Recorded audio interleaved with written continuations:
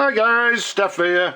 Right, we've got another pen here that came to me from a customer for restoration. A little bit tired when it appeared on my desk, but what we've done, we've fully restored it, cleaned it, put a new sack in it. Everything now is absolutely gorgeous, as you can see.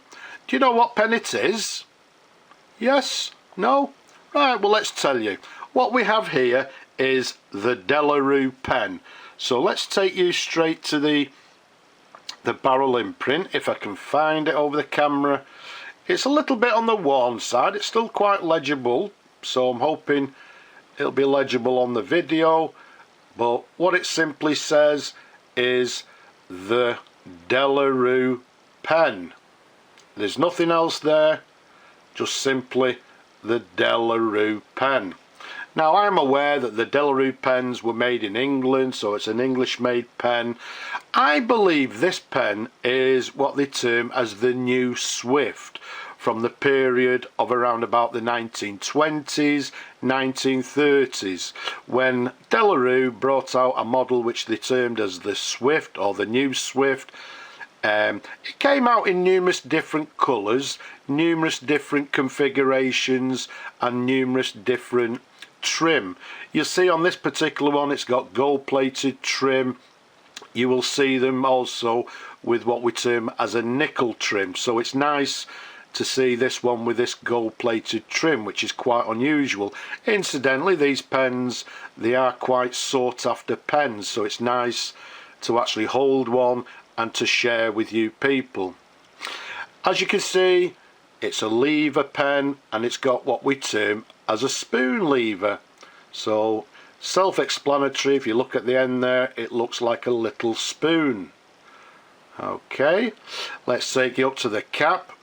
The cap, you can see, has no cap bands, but it has this clip, which is a ball clip, which is very typical of the period. And if I show you to the very top of the clip there, you'll see it says PAT, or patented 1922. So although it's patented 1922, okay, we can date it from that particular period, although I believe it to be late 1920s, maybe even 1930s. One thing you'll also notice with the cap there, it has this very unusual and again quite sought after what we term as a split cap. And again, it's self-explanatory. You can see the cap is split where the clip is installed. So once again, I believe it to be the new Swift pen, a very sought after pen, and as you can see, it's in this gorgeous mottled red and black hard rubber. Okay, so let's give you another view of it there. You can see it's this lovely mottled colour. I believe Rue actually called this the antique pattern, but all in all, absolutely gorgeous, and again a very collectible and sought after pen. The size of it from the top of the cap to the bottom of the barrel, 138mm capped. Around the barrel it's a nice sort of 10mm in diameter, so a lovely long pen. So let's unscrew the cap. Let's give you a few little twirls, show you different angles of the pen, in gorgeous condition, as I said, having been fully restored. Now you can see this section there is also in the same colour as the barrel, in this mottled hard rubber. You can see it's got a slight sort of concaved section, nice and long.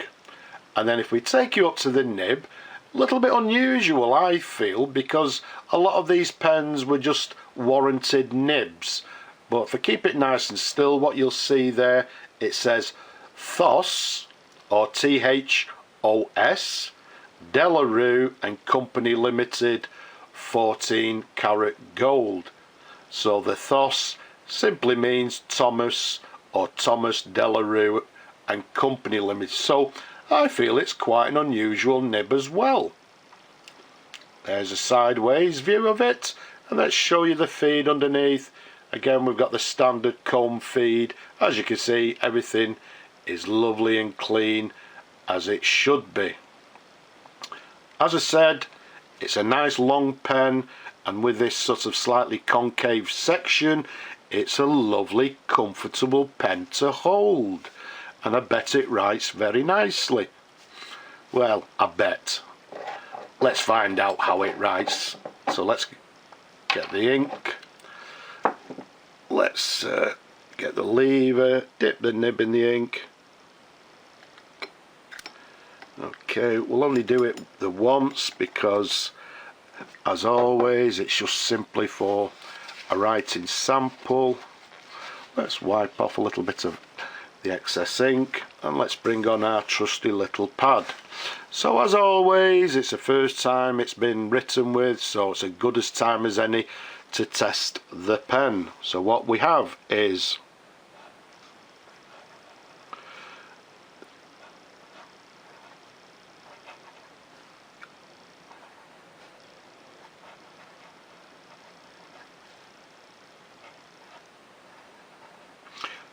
the Rue Pen, and again I'm dating it the 1920s, maybe even through to the 1930s. It doesn't say it, but I'm saying the pen was made in England, and it's made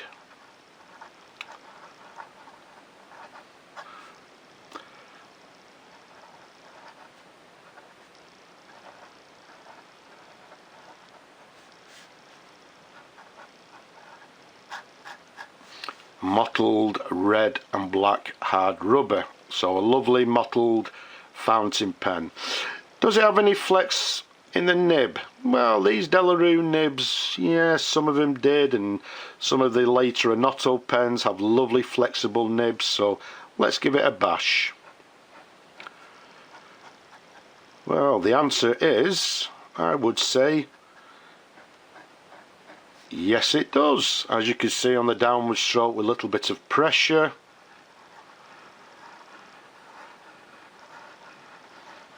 You can see we're getting a lovely variation.